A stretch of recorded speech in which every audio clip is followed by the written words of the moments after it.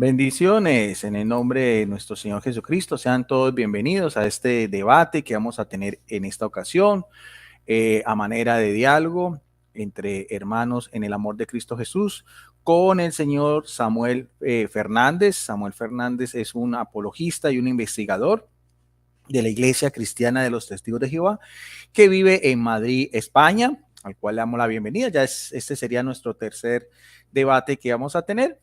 Este tema lo propuso Samuel, que va a ser los cristianos, el cristianismo en los dos primeros siglos, en un contexto general, cada uno va a dar sus diferentes perspectivas. Bueno, antes de dar entonces otros aspectos sobre el particular, vamos entonces a darle una cordial bienvenida a nuestro invitado, en este caso el señor Samuel Fernández. Adelante, Samuel, bendiciones.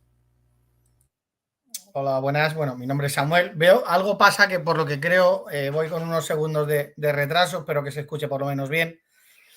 Y bueno, para mí es un placer volver a estar aquí con Guido, ya es un tema más de amigos, incluso pues para mí no es un debate, es simplemente una charla para compartir.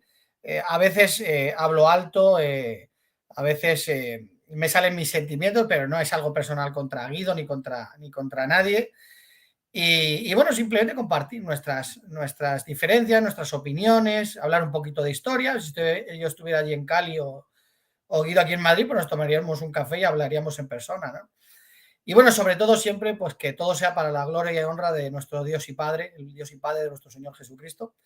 Así que bueno, cuando quiera Guido podemos empezar con nuestra charla. Sí, antes de eso también comparto con Samuel ese mismo sentimiento. Yo tengo buenos, los considero muy buenos amigos también, apologistas testigos de Jehová, con los cuales aprovecho también para mandarles un saludo. El señor Fran Enríquez también, excelente persona desde en Colorado, en Estados Unidos.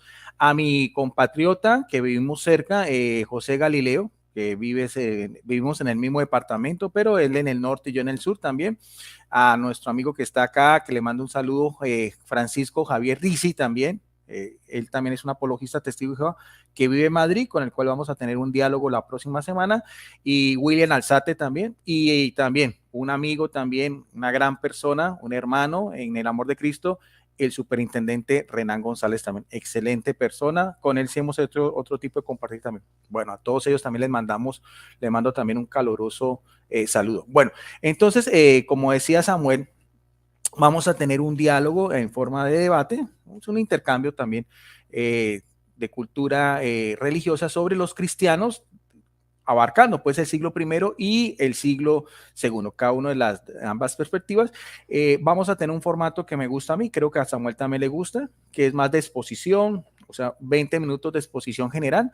Después vamos a tener 15 minutos de refutación o refuerzo y vamos a tener una conclusión, en este caso por pedido de Samuel, de 10 minutos. O sea, esos serían los tiempos establecidos. Como en el anterior debate empezó Samuel, esta vez voy a empezar yo y vamos a tener también un cronómetro, Samuel, que lo voy a colocar siempre al principio y también faltando 2 minutos, tanto para ti como para mí, para que vamos redondeando la idea. Bueno, no siendo más por el momento, en este momento ya tenemos 5 personas que están conectadas.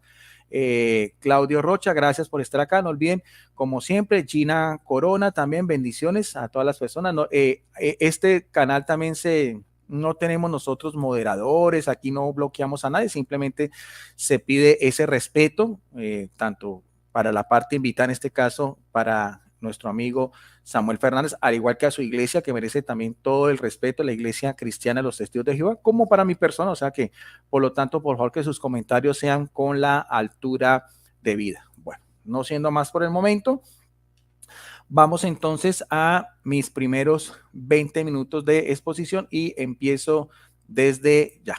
Bueno, ahora, yo lo primero que quisiera hablar también desde mi experiencia, de mis estudios personales y todo, es que cuando vamos a hablar del cristianismo, estamos hablando de en general, el cristianismo es visto como una religión en conjunto, una de las 3 grandes religiones que son monoteístas, o sea, que creen un solo y verdadero Dios, entendiéndose pues en primer lugar con sus diferencias doctrinales, evidentemente.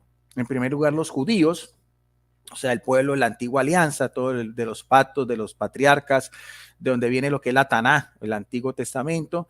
y de donde viene pues la salvación, que en este caso para nosotros sería la persona de Jesucristo.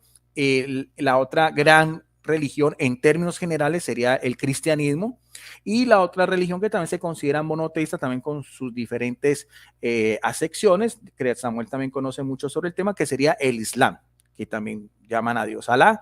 Nosotros lo llamamos preferiblemente para los católicos es Abba Padre, y nuestros amigos testigos de Jehová, como aparece también en el Tetragramatón en el Antiguo Testamento. Ahora, algo muy interesante que desde el punto de vista teológico es que lo que uno ve, por ejemplo, el cristianismo, yo creo que sería también la gran diferencia, además de las otras religiones, por ejemplo, podríamos decir del budismo también, que más que es un sistema filosófico, o otras grandes religiones, sistemas filosóficos como es el taoísmo, el confucianismo y demás, zoroastrianismo, religiones milenarias, ancestrales, es que para nosotros vemos que el cristianismo tiene un punto central que es cada una tiene un fundador o un representante, pero para nosotros la persona de Jesucristo, a diferencia de nuestros amigos testigos de Jehová, no es solamente el fundador ni el Hijo de Dios, sino que también es Dios que se encarna. Esa de pronto sería una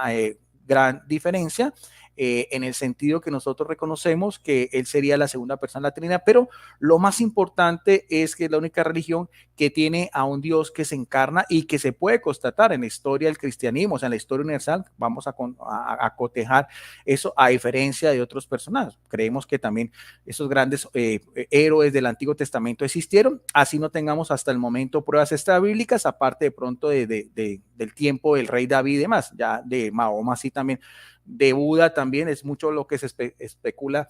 O sea, haciendo esa salvedad desde ese punto de vista teológico, quiero primero empezar con la Biblia, porque vamos a hacer ese paralelismo entre el siglo I y el siglo I. Si lo que creían los cristianos del siglo I, sobre todo en sus escritos que quedaron consignados, como hoy en día conocemos como lo que es el Nuevo Testamento, el canon neotestamentario, o sea, todos los 27 libros del Nuevo Testamento, podemos mirar a ver en cuanto a Jesucristo, si realmente los cristianos del siglo II pensaban igual a lo que hoy en día la Iglesia Católica cree, después de más de 20 siglos. Creemos que la Iglesia Católica también tiene esa interrupción en la historia con luces y sombras, especialmente con el apóstol Pedro, que fue pues uno de sus discípulos predilectos de Jesucristo, que murió martirizado en Roma, y ahí viene pues todo lo que es la línea de liderazgo hasta llegar al Papa Francisco. Pero vamos entonces a iniciar también en este caso también de las epístolas de estos apóstoles, y lo vamos a hacer, siempre utilizo Biblias en físico. En este momento tengo esta Biblia, que es una Biblia nácar columna, es una Biblia católica de la editorial Bach. Esta Biblia católica de los años 40, más o menos del mediados del siglo pasado, fue la primera Biblia escrita traducida por dos sacerdotes de la orden de los predicadores, que de hecho es una orden religiosa que se fundó en España, Santo Domingo de Guzmán, y es la primera Biblia que fue traducida directamente de los idiomas originales, no de la Vulgata latina, sino tanto el hebreo, el arameo, como del griego. Ahora sí, vamos a mirar precisamente una de las epístolas, en este caso que llaman epístolas católicas, en el sentido de la universalidad. Eso quiere decir católica, cualquiera iglesia cristiana también se puede relacionar con esa catolicidad, porque al fin y al cabo tenemos a Jesucristo como la cabeza máximo. Pero en la epístola la segunda epístola del apóstol Pedro, acordemos que todas estas epístolas están fechadas a mediados de los años 60, no tenemos los originales de ninguna, pero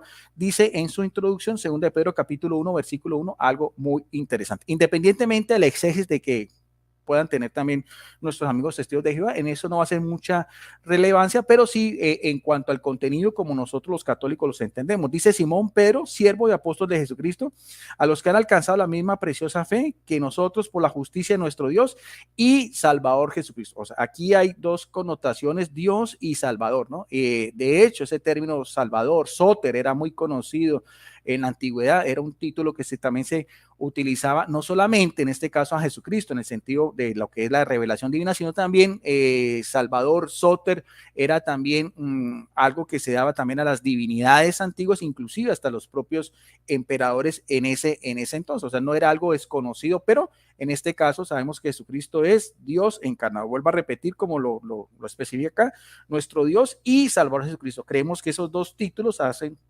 una misma conexión desde las morfosintaxis, refiriéndose a la persona de Jesucristo. Y también vamos a mirar también la contraparte, que sería el apóstol Pablo, el apóstol a los gentiles, el apóstol a las naciones, un apóstol también que sabemos que es posterior a los que inicialmente anduvieron con Jesucristo, sin no menos de importancia que los demás. También en la epístola de Tito, que también está fechada hacia los años 60, una de sus cartas pastorales, también vemos esa misma idea exegética al comienzo de su epístola, en esta Biblia católica, que aparece en la carta al episcopo Tito, también capítulo 1, en Tito capítulo 2, versículo 13, donde dice, con la bienaventurada esperanza de la manifestación gloriosa del gran Dios y Salvador nuestro, Cristo Jesús. Otra de los mismos apelativos, Dios, Teos, y Salvador, Soter, refiriéndose a Jesucristo, a Jesús, pero aquí también se le agrega el título de Cristo, Cristo en griego, lo mismo que Mesías en hebreo, el ungido,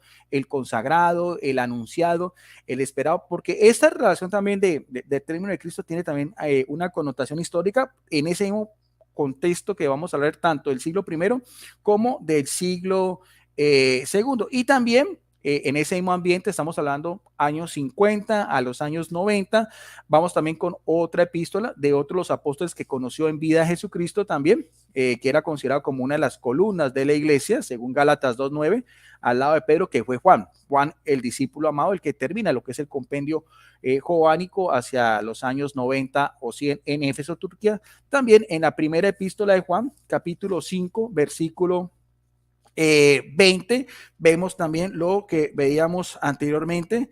Dice, y sabemos que el Hijo de Dios vino y nos dio inteligencia para que conozcamos al que es el verdadero, y nosotros estamos en el verdadero, en su Hijo Jesucristo. Él es el verdadero Dios, y aquí le agrega otra connotación que es la vida eterna. Bueno, ahora, ¿por qué quise tomar como referencia estos padres de la iglesia? Estos apóstoles, porque sabemos por la historia, la historia, lo que llama la patrología, al cual nuestro amigo Samuel también es un gran estudioso, que estos apóstoles también tuvieron algunos discípulos que también tuvieron cargos de importancia en lo que fue las primeras comunidades. Uno de ellos que es muy relevante es Ignacio, quien fue obispo de Antioquía en Siria. Acordemos que la región donde inicialmente se le dan a los seguidores de Jesús el título de cristianos, cristianos por Cristo. Eso lo vamos a ver también, porque eso también hay una connotación histórica también muy interesante, no solamente como lo veían los cristianos, sino también como lo veían los que no eran cristianos.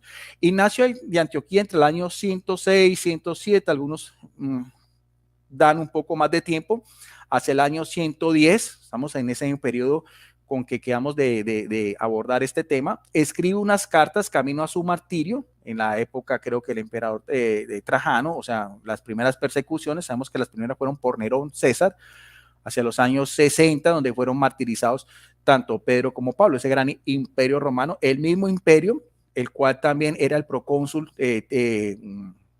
Poncio Pilato en tiempos de Tiberio César, donde Jesucristo también fue crucificado.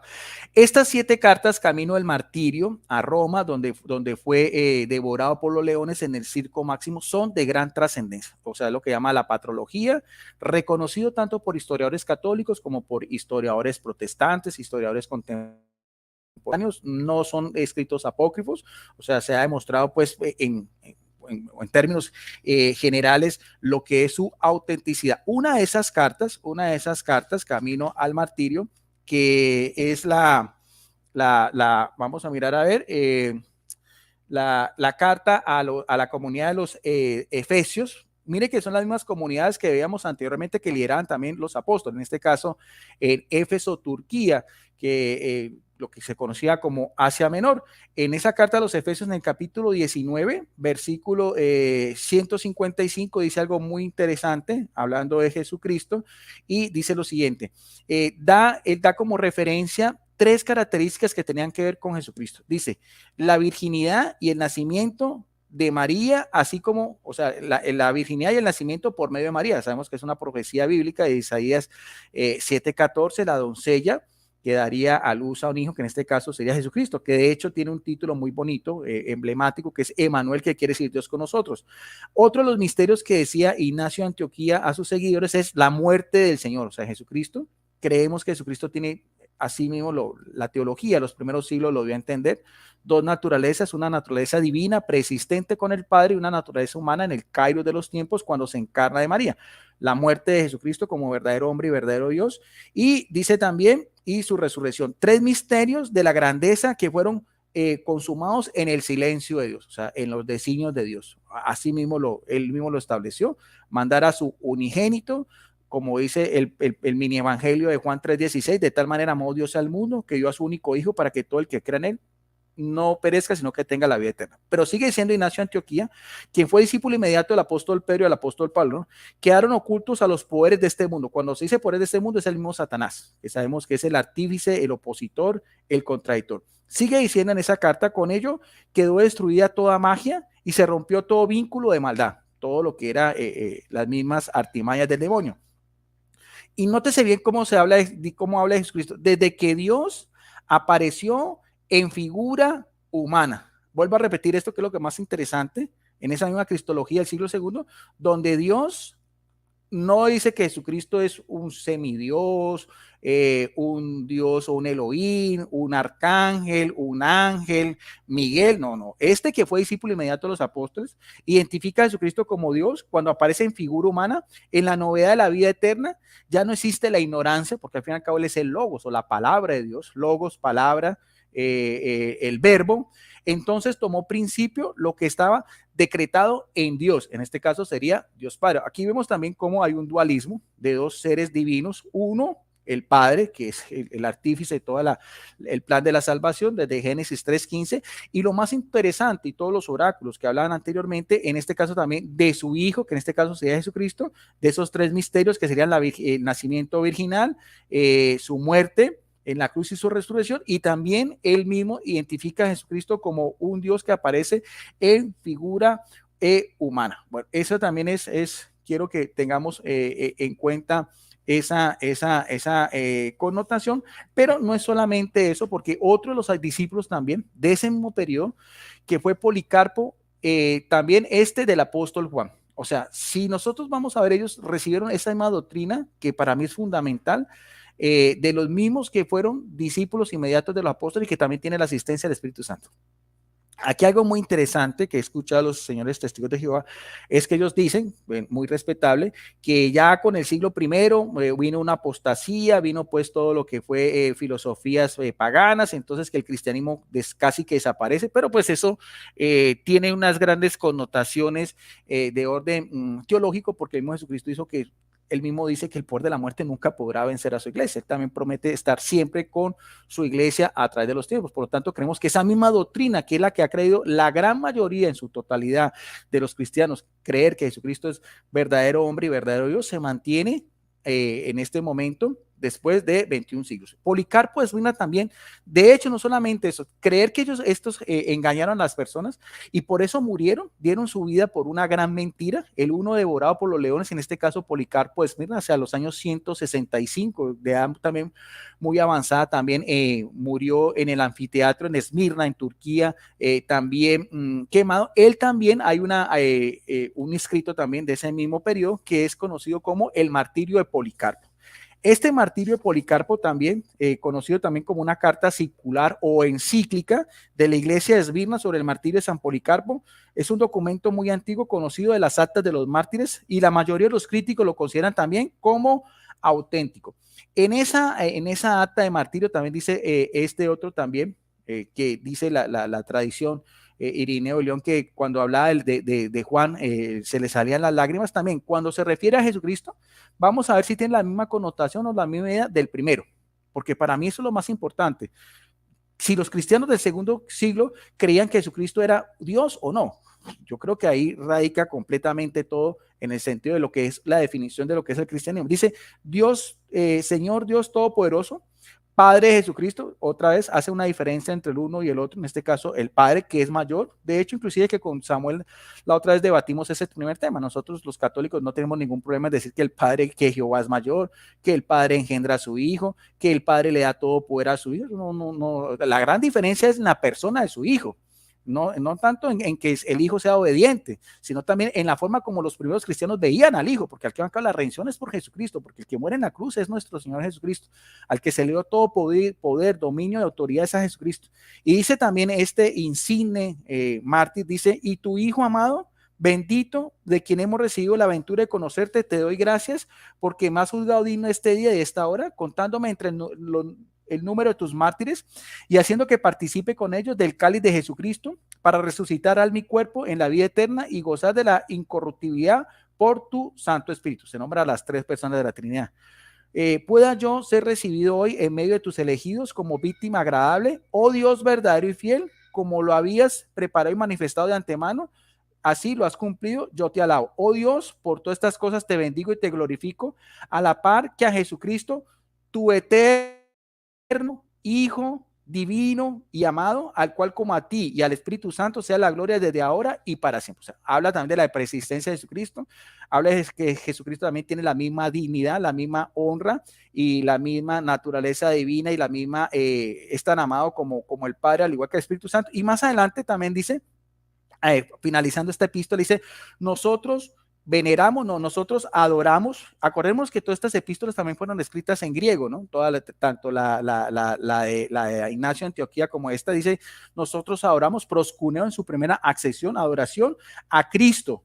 En cuanto a los mártires, solamente los rodeamos de nuestro respetuoso amor, porque han sido los imitadores del Salvador y de sus discípulos. Y aparece otra vez el término Salvador, la misma idea exegética que veamos también, que recibió por misma instrucción, al menos pues que haya sido un gran engañador, del mismo apóstol Juan, como veíamos también en primera de Juan, capítulo 5, versículo 20. Entonces, yo creo que estas connotaciones históricas son muy importantes, pero no solamente eso, porque voy a finalizar este primer bloque, sino también con un testimonio de un historiador profano, también de esa misma media, o sea, estamos hablando del siglo segundo, estamos hablando de personajes de gran trascendencia en el cristianismo. Resulta que entre los escritores profanos o escritores pues romanos que también daban informe sobre el particular, sobre lo que era la expansión del cristianismo, hay uno también de gran trascendencia que es Plinio. Vamos a mirar, ya voy a poner, me quedan dos minutos. Dice Plinio, gobernador de Bitinia, escribe al emperador Trajano hacia el año 112, casi la misma era que estamos hablando de Ignacio de Antioquía y un poquito posterior después de Policarpo Esmirna, que había dejado en libertad a los cristianos que acusados habían confesado su fe no, en los dioses, algunos de esto habían renegado, ¿no? Habían sacrificado a la esfinge imperial y a los ídolos y además habían maldecido a Cristo. O sea, se acobardaron, apostataron de su fe, ¿no?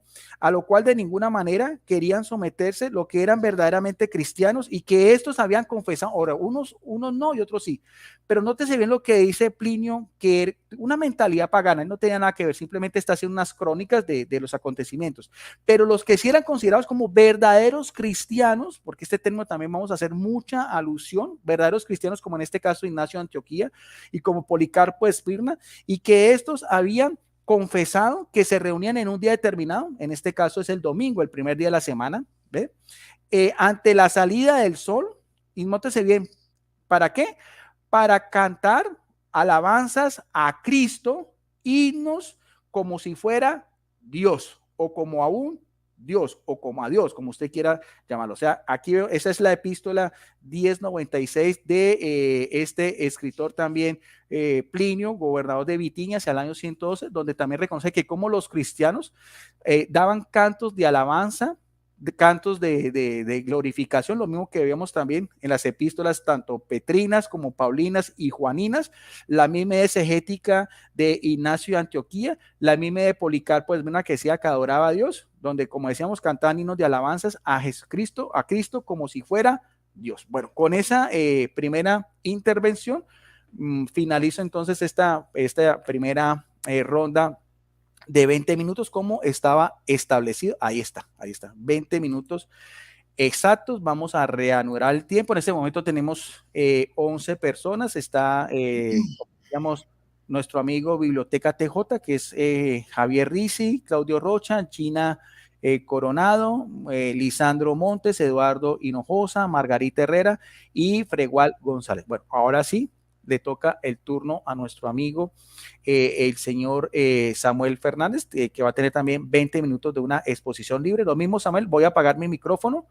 Apenas empieza el cronómetro, empiezas tu exposición y te lo pongo también faltando 2 minutos.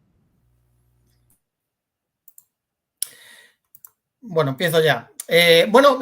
Para hacer o colocarnos un poquito en situación de lugar, en Mateo capítulo 13, 24 al 30, se nos dice que mientras el amo dormía, Satanás, que sería el que sembraría mala hierba, entonces dice Jesucristo, déjenla, le dice a los ángeles, déjenla que crezcan hasta el tiempo del fin, y entonces en el tiempo del fin, esa mala hierba será quitada.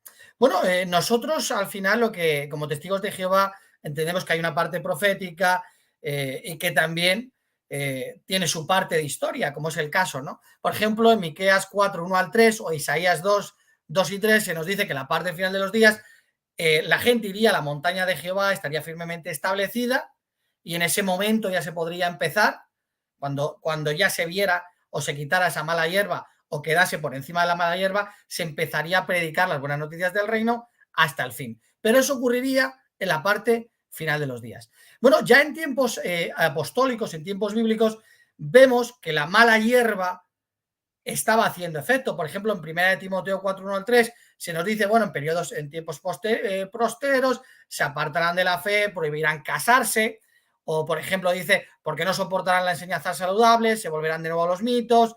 El apóstol Pablo dice, entrarán personas que dirán cosas retorcidas para llevarse a los discípulos tras de sí, o el apóstol Pedro, ¿no? Habrá falsos maestros entre ustedes.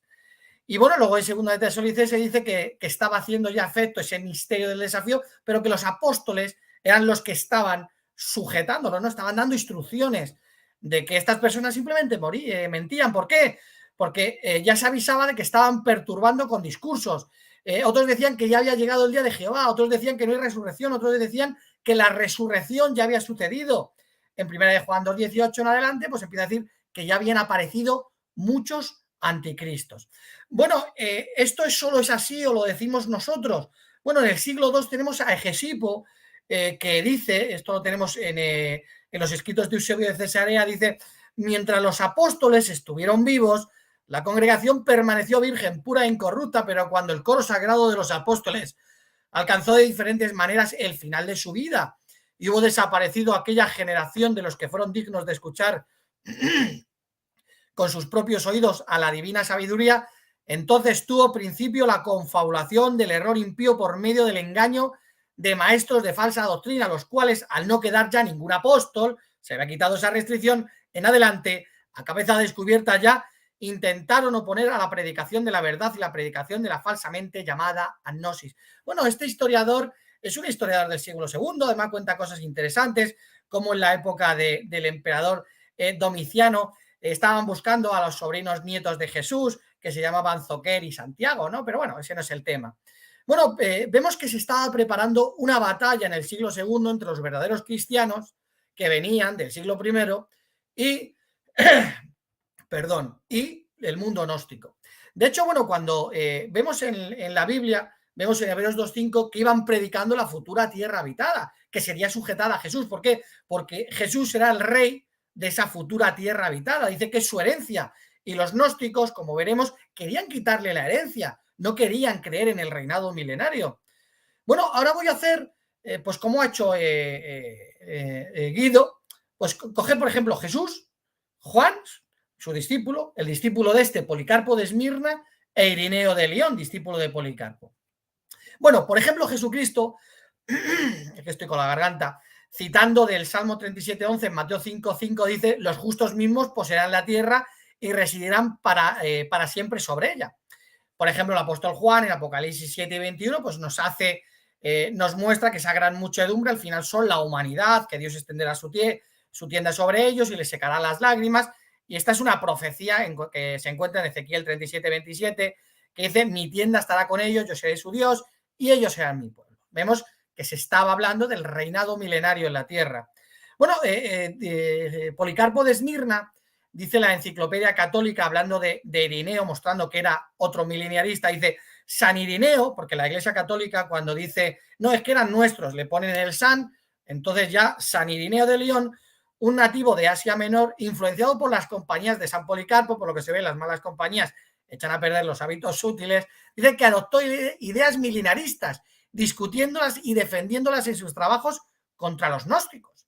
Desarrolló esta doctrina principalmente en oposición a los gnósticos, quienes rechazaban toda esperanza de los cristianos en una vida futura feliz, en el glorioso reino de Cristo en la tierra. Bueno, cuando cogemos los escritos de Irineo, empezamos a darnos cuenta de que este era un defensor del milenarismo, al igual que su maestro Policarpo, este de Juan y el otro de Jesús. Bueno, dice contra los herejes en el capítulo 4, 28, 2, porque Irineo habla de un reino que sería eterno.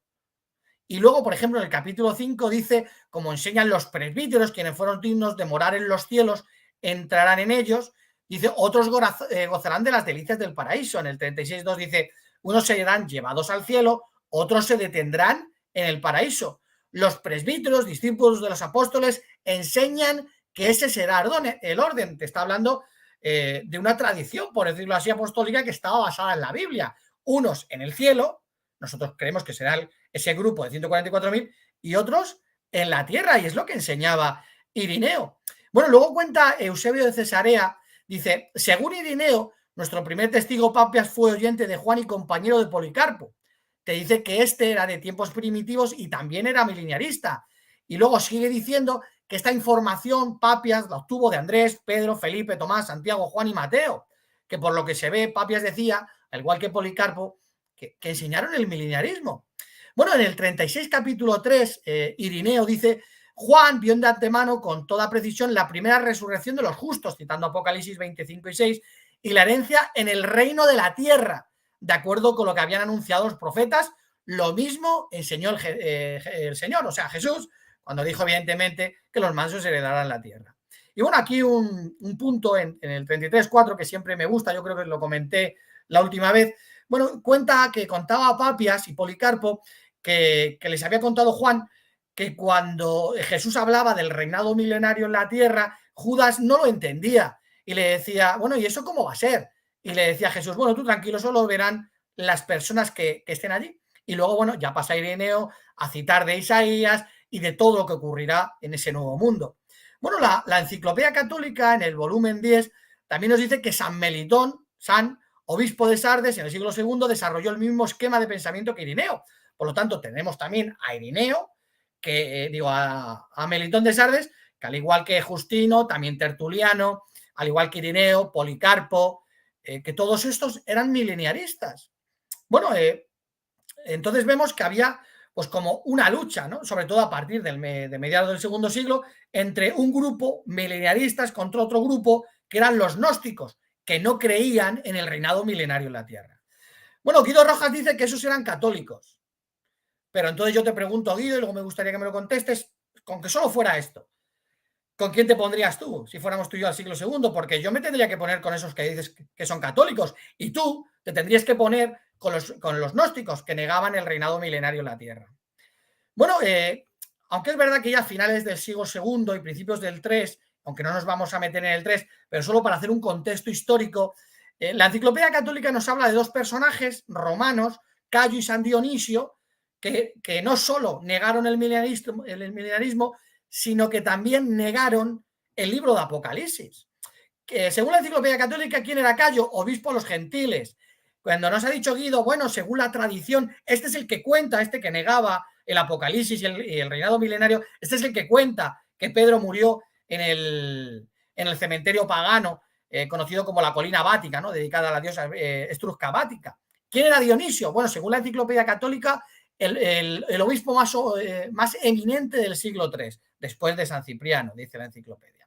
Bueno, luego empieza diciendo la Enciclopedia Católica que en la época de San Dionisio había cristianos que se reían del Apocalipsis, lo leían y se reían del mileniarismo. Y bueno, cuando vamos a los escritos de Eusebio de Cesarea, porque es la fuente principal de donde sabemos estas cosas, Te dice que Cayo decía que eso de que un ángel había bajado, le había dado a Juan una revelación, que era mentira, que lo había escrito Cerintio. Y luego llega San Dionisio, este obispo prominente, y dice que sí, que eso lo escribió Cerintio, que no lo escribió el apóstol Juan. Bueno, hubo personajes mileniaristas como San Hipólito de Roma que tuvieron que escribir en defensa de Juan y del Apocalipsis y también del mileniarismo. ¿Por qué? Porque había personas ya a finales del siglo II y principios del siglo III que estaban negando incluso el libro de Apocalipsis, indispensablemente de que Justino, Irineo, Tertuliano y otros citaran de este libro. Entonces mi pregunta, Guido, es, ¿no hay una sucesión apostólica? ¿No estaba ya San Evaristo en el 97 al 105, San Alejandro, San Sisto, San Dionisio ya, el Papa 25? ¿No sabían ya que el Apocalipsis era un libro verdadero? Si se organizó la Iglesia en Pedro y luego hubo papas y obispos y presbíteros, tenían que saber qué libros eran los verdaderos. Y más porque el Apocalipsis es escrito a las 7 congregaciones. ¿No se lo dijo Justino a San Evaristo? No se hablaban o alguna cosa. Tenían que saberlo. Bueno, cuando empezamos a tirar del hilo, decimos, bueno, ¿de dónde sacáis tantos datos de San Evaristo, que hizo esto, lo otro? Bueno, pues tenían el catálogo liberiano del siglo IV y el Liber Pontificalis del siglo VIII. Pero es que ahora cuando lo cogemos decimos, bueno, es que aquí ponen en el catálogo liberiano que el Papa Anacleto se duplica y está Anacleto y Cleto, que el Papa Clemente aparece como antecesor de Anacleto, que los papas Pío I y Aniceto figuran con su cronología intercambiada. En el otro vemos fragmentos apócrifos, actas espurias de un acta que hubo en el 275 y otras cosas. Esto no lo digo yo, no he llegado yo a esta conclusión, es que lo cuenta la Enciclopedia Católica. De hecho, cuando empezamos a mirar la tradición que nos cuentan, vemos que dicen, San Evaristo es el primero que llama a la Iglesia Santa. Pero cuando yo voy y leo, por ejemplo, a este mileniarista, Irineo de León, en el capítulo 30, dice que los que empezaron a llamar santa a la Iglesia fueron los sofitas y los setianos. Claro, yo digo, el católico nos cuenta algo y yo veo la historia y veo algo diferente. Por ejemplo, dice la tradición católica que Hipólito de Roma fue antipapa y se separa de la Iglesia. Este hombre se separó, pero no pasa nada. Damaso el día escribió en su tumba, Hipólito volvió al final. Bueno, pero ahora yo cojo, me pongo a leer a Hipólito de Roma en el capítulo 9, versículo 7, en el libro 9, capítulo 7, y dice, el impostor Calisto, habiéndose aventurado en tales opiniones, estableció una escuela de teología en antagonismo, o sea, rival con la Iglesia. Y dice que este empezó con indulgencias a permitir placeres sexuales y otras cosas, y lo gracioso es que al final dice, bueno, llegó Sabelio y Calisto lo corrompe. Además dice, bueno, Sabelio te podía haber intentado cambiar, no, pero es que este Calisto lo corrompe. Y dice Hipólito que caen en el bueno, que al final eran unicitarios. O sea, que tenemos un papa unicitario, según Hipólito de Roma. Por lo que me gustaría que me diga luego Guido, porque es un teólogo, decir, no, mira, esto es lo que dijo Hipólito, pero mira, tenemos los escritos de Calisto. Y Calisto no cuenta lo mismo. Porque yo ahora veo que el que dicen que era papa de Roma se separa de la Iglesia y va por otro lado. Y encima era unicitario. Y encima, como dice Hipólito, pues tenía un historial que hasta corrompió al propio Sabelio, de donde viene el sabelismo. Bueno, cuando vemos lo que nos cuenta el catolicismo sobre la sucesión apostólica, vemos cosas diferentes en la historia. Por ejemplo, nos cuenta Eusebio de Cesarea que Policarpo de Esmirna fue a hablar con Aniceto, supervisor de Roma, y este le dice, mira, ¿por qué? Policarpo le dice, ¿por qué estáis celebrando la conmemoración de la muerte de Cristo el domingo? Si yo sé por la tradición de Juan y de los apóstoles, sé que eso se hace el 14 de Nisan. Y Aniceto dice, bueno, es que yo sé por los obispos antes de mí, no apela al apóstol Pedro, aunque lo diga algún protestante, no apela al apóstol Pedro. Dice, mi tradición por los obispos antes de mí es que lo hacemos el 14 de Nisan, digo, el domingo. Por lo tanto, vemos dos tradiciones, uno que apela a los apóstoles y otro que apela a una tradición que empezó en Roma. Vemos que empieza a haber puntos de vista diferentes y vemos que el supuesto papa de Roma no dice, oye, que yo soy el papa, que a mí me puso Pedro. Así lo vamos a hacer como yo diga. Bueno, luego, después de Policarpo, el que llaman siguiente papa, Víctor, pues le habla Polícrates de de Éfeso, ¿no? Y este le escribe y le dice, oye, mira, es que resulta que no solo yo, es que en Asia lo hacemos. Y dice, mira, es que Felipe, el apóstol, también lo hacía el 14 de Nisan, habla de sus hijas, de Juan, de Policarpo de Esmirna, dice, Melitón de Sardes también. Dice, yo Polícrates, que soy el menor de ustedes, según la tradición de mis parientes, algunos de los que yo he seguido. Y claro, por ejemplo, hace tiempo vi a Guido con un católico debatiendo y el católico decía, es que llegó Víctor y dijo que se haría a la manera como lo hacían los romanos, pero es que en la historia no se cuenta así. ¿Por qué? Porque cuando Eusebio de Cesarea, en la vida de Constantino, nos cuenta que llega el emperador y dice, oye, lo estáis haciendo de maneras diferentes, lo tenéis que hacer todos igual. Y ahora coge y dice un emperador pagano, no un papa ni nadie, dice, se hará a la manera romana. Por lo tanto, aquí vemos que esta tradición apostólica que nos ha contado la Iglesia Católica mediante su tradición, vemos cosas totalmente diferentes. Los primeros cristianos ya de momento hemos visto que eran mileniaristas y que ese mileniarismo viene desde Jesús, los apóstoles, Policarpo, Irineo, y todos eran mileniaristas. Cuando resulta que las congregaciones empiezan a hacer las cosas de otra manera hasta el punto de negar el libro de Apocalipsis, ¿ahora qué vemos? Que empiezan a celebrar la conmemoración de la muerte de Cristo cuando les da la gana. Uno apela a los apóstoles, a la Escritura, a Juan, y otro dice, es que nosotros hemos empezado a hacerlo así. No apelan al Papa de Roma, no dice, es que el Papa de Roma nos dijo que se haría de esta manera. No apela a Pedro. Por lo tanto, ¿qué vemos? Que empezó el cristianismo primitivo a desarrollar ciertas cuestiones que estaban fuera de la Biblia. Y no estaba la iglesia como nos quieren enseñar, porque si la iglesia estaba formada, estaba formada. Si había papas, obispos, presbíteros, estaba organizada, tenían que saber desde el primer momento qué cosas eran las correctas y qué cosas no eran las correctas. No sé si me queda más tiempo o he acabado. 16. Pues entonces eso es que he ido un poco deprisa. Es que yo pensaba que habría...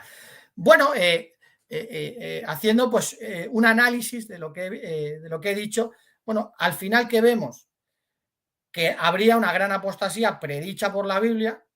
No se dice os dejamos a los papas de Roma, a los obispos, a los presbíteros, simplemente la mala hierba y el trigo crecerían hasta el tiempo del fin. Sin embargo, ¿qué vemos en la historia?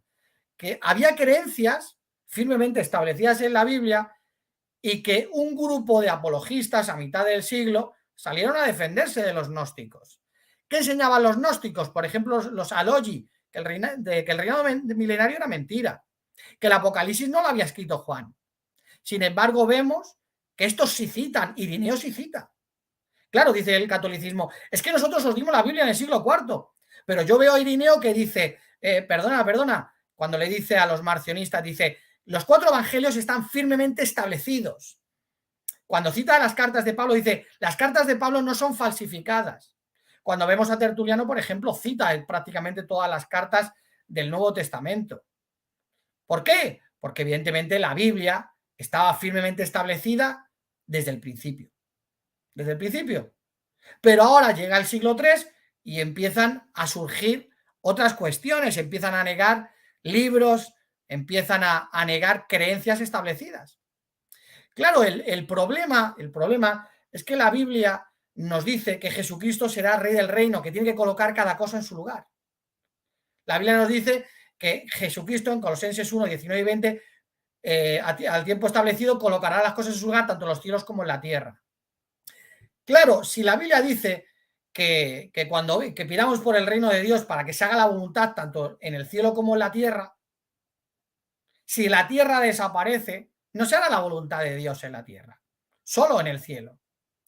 Si le quitamos la herencia a Jesús, Jesús pierde su herencia. Y yo cuando veo en el cristianismo primitivo, veo doctrinas claras. Y esas doctrinas claras estaban establecidas y una de ellas era que cuando se colocara el reino en la tierra, un grupo de personas, como dice Irineo, gobernarían sobre la tierra. Y en el cristianismo primitivo, al final veo 2 grupos. Unos que luchan contra otros. Pero es que estos son los gnósticos, los que empezaron a entrar a las congregaciones y enseñar cosas diferentes. De hecho, hasta llegaron a Roma, que justamente es donde llegó Valentín, donde llegó Marción, donde llegó Montano, y en Roma pues empiezan a hacer las cosas de manera diferente. Entonces mi pregunta es esa, ¿dónde estaban los papas de Roma en el siglo II para decir, oye, que a nosotros nos han enseñado esto? No hace falta que salgáis los apologistas mileniaristas. Estáis equivocados, el milenio es falso, pero el apocalipsis es verdadero. Sin embargo, no vemos eso en el siglo II. ¿Por qué? Pues porque la Iglesia Católica no estaba en el siglo II. Bueno, yo creo que ya está aquí, justo 20 minutos. Listo. Muy bien. Entonces, gracias a nuestro amigo apologista Samuel Fernández por su primera intervención de 20 minutos. En este momento tenemos 24 personas, 24 personas que han ido llegando, gracias al señor Eliazar Salinas, a Aide Enríquez. Bueno, este sí está en griego, no sé cómo se llamará este señor, pero igualmente también, Samuel, hay un amigo de nosotros dos, aquí está Santiago Lázaro, es un miembro activo de la iglesia de los santos de los últimos tiempos y vive en España también, es también un amigo también y es apologista también de esta iglesia también, saludos también para él y también, bueno, y las otras, Fregual González y aquí también, bueno, un nombre también todo raro, creo que es ser testigo acá porque dice TJ, Margarita Herrera, gracias por estar acá, bendiciones, Eduardo Hinojoso, Lisandro Montes y bueno, Gina Coronado, bendiciones, Claudio Rocha, también ya le hemos pasado, y Biblioteca TJ, que es nuestro amigo Francisco Javier Rizzi, que es también un hermano de congregación de nuestro aquí presente Samuel Fernández. Bueno, vamos entonces a estos 15 minutos que son de refutación y refuerzo, como vamos a tener también una conclusión de 10 minutos, muchos de los puntos que dijo Samuel, quiero primero organizar bien la idea y después entonces haremos también esa igual también Samuel puede organizar también su tiempo como él quiera. Esos 15 minutos también son de refutación y refuerzo y los 10 minutos también de conclusión o ideas generales. Bueno, empiezo desde ya. Bueno, a ver, lo que quiero iniciar otra vez siguiendo esa idea es que como creíamos, pues nuestro amigo Samuel, que es muy respetable lo que él mismo decía, no lo confirmó, que los testigos de Jehová piensan que la iglesia de Jesucristo pues apostató al final del siglo I. De hecho, también inclusive la iglesia, los santos de los últimos tiempos también tienen una idea parecida. Eso, vuelvo a repetir, se le respeta, pero los católicos tenemos otra visión. Ahora, quiero empezar con eso porque en la misma secuencia que yo estoy viendo, yo estoy mostrando cómo de puntos primordiales. Para mí, el primer punto primordial del cristianismo es la persona de Jesucristo, más que la doctrina, es quién era Jesucristo. Realmente, ¿a quién estamos siguiendo? Estamos siguiendo a un hombre que se creía ser Dios, a un ángel, a un arcángel, a un ser celestial, o cuál era cómo veían los primeros cristianos a Jesucristo, y sobre todo estamos hablando de líderes insignes que dieron la vida porque creían que Jesucristo era no solamente un hombre, sino que era también Dios. Si la iglesia apostató, aunque no es el tema, pero después lo podemos también debatir con Samuel, tal vez sería para enero. La Biblia dice también, o sea, aparte, estos temas ya también lo hemos anteriormente también debatido, pero Jesucristo dice en Mateo 16:18, yo te digo que tú eres Pedro y sobre esta piedra edificaré mi iglesia y las puertas del infierno no prevalecerán contra ella. O sea, si no van a prevalecer es porque no la va a acabar. O sea, que vaya a haber trigo y cizaña, siempre lo hubo en el pueblo de Israel, eso no es raro. Divisiones habían también entre los mismos judíos cuando Jesucristo vino a la tierra, el mismo pueblo del Antiguo Testamento de Abraham, de Isaac y Jacob, algunos eran saduceos, no creían en la resurrección de los muertos, no creían en la existencia de ángeles y demonios.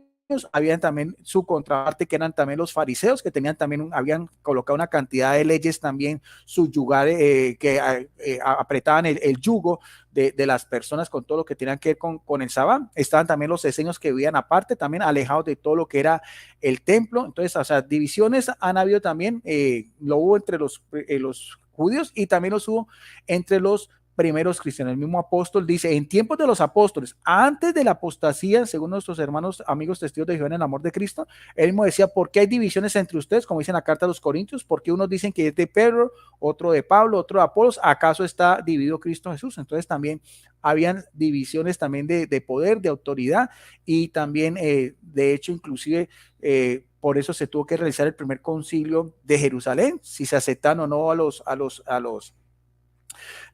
la idea que tenían de los judaizantes, que tenían que los paganos circuncidarse, ¿no? O sea, problemas y discusiones teológicas y doctrinales siempre las ha habido, porque eso no hace que la iglesia esté libre de error. Lo que hace que la iglesia esté libre de error es la asistencia del Espíritu Santo, no de pronto como decía nuestro amigo Samuel, que pronto el uno diga una cosa, el otro, claro, eso no todos fueron santos impecables, evidentemente habían ideas doctrinales contradictorias, pero sí podemos mirar un hilo conductual de esa iglesia, que es católica en el sentido de la universalidad, porque así mismo está establecido desde el mismo Jesucristo dar a conocer el evangelio a toda la nación. De hecho, inclusive también Jesucristo dice en Mateo 28, el versículo 20, dice también lo siguiente, dice, yo estaré también con ustedes todos los días hasta la consumación de los siglos. O sea, ahí también hay una promesa divina. Bueno, yo quiero primero seguir con la idea que Samuel también está haciendo referencia de, claro,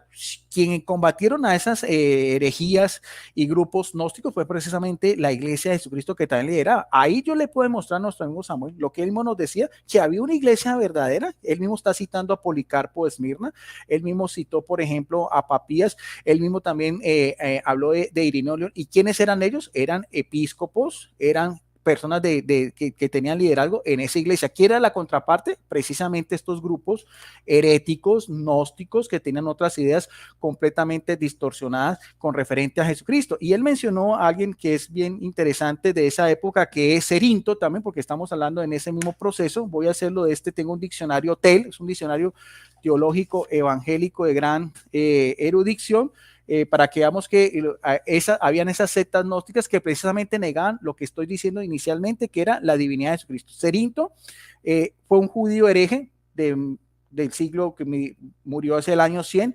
Su sistema era una mezcla de un gnosticismo ebionita y egipcio. Enseñaba que la materia era mala.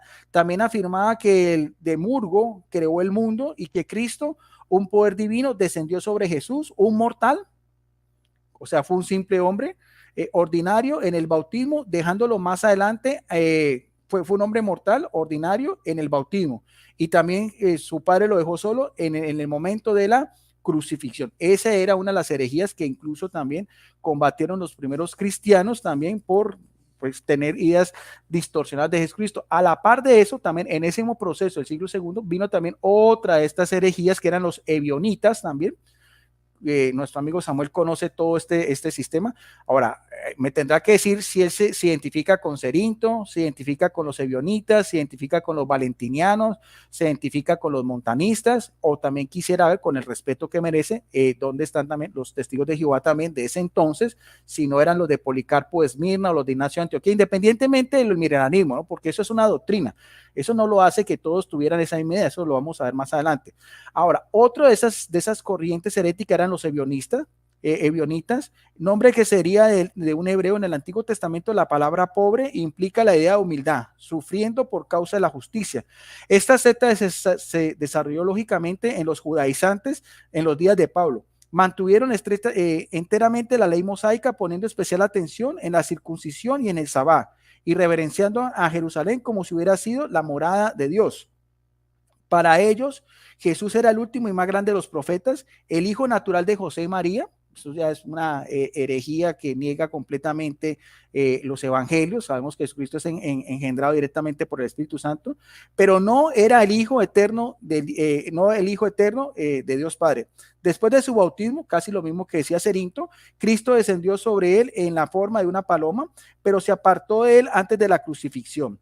Jesús murió y resucitó, pero Cristo permaneció impecable, siendo por naturaleza espiritual.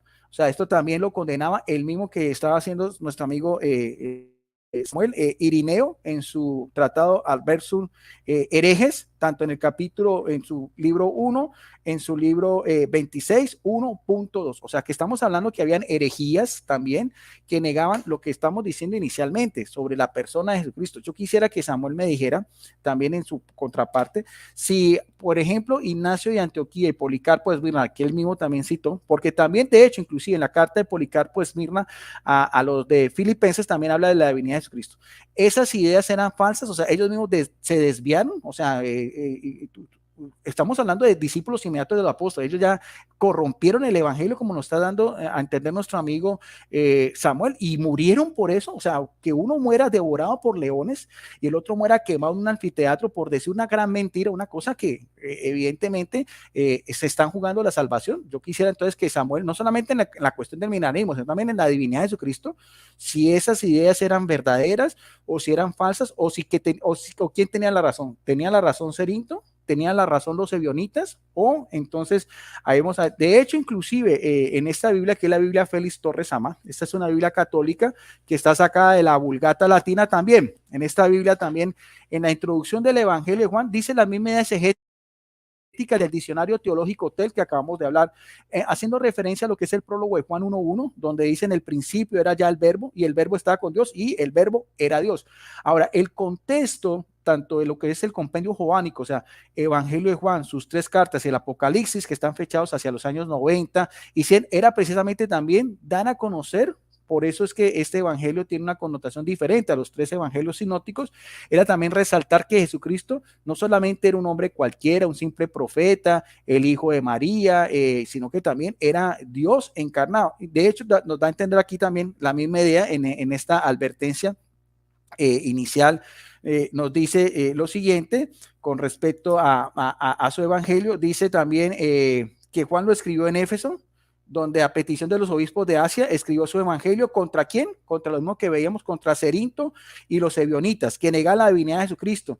Eso también lo decía también Tertuliano, Jerónimo y también, como decíamos, Irineo, pero me interesa Irineo porque este es del siglo II, también en su libro 3, en el capítulo 1, y también lo veíamos también de el diccionario TEL. O sea, eso para mí es importante también. Además, veíamos también el testimonio de Plinio el joven también en Bitinia, donde también los cristianos, los verdaderos, porque algunos apostataban, también cantaban himnos de alabanza a Jesucristo como si fuera Dios. Para mí eso es bien importante. Ahora, nuestro amigo también Samuel hacía referencia también a los gnósticos. Claro, los gnósticos negaban todo lo que era la naturaleza, solamente las cuestiones espirituales, una mezcla también de cuestiones esotéricas, también de religiones místicas, egipcias y demás. En este libro que se llama La Iglesia Católica de Hans Kung, también nos dice al respecto, otra vez en la página 54, hablando del mismo contexto del siglo II. Dice, en el siglo II la discusión espiritual se concentraba en este gran movimiento religioso de la antigüedad, que prometía una élite espiritual, o sea, la gnosis, lo mismo que hacía referencia nuestro amigo Samuel, es decir, el conocimiento.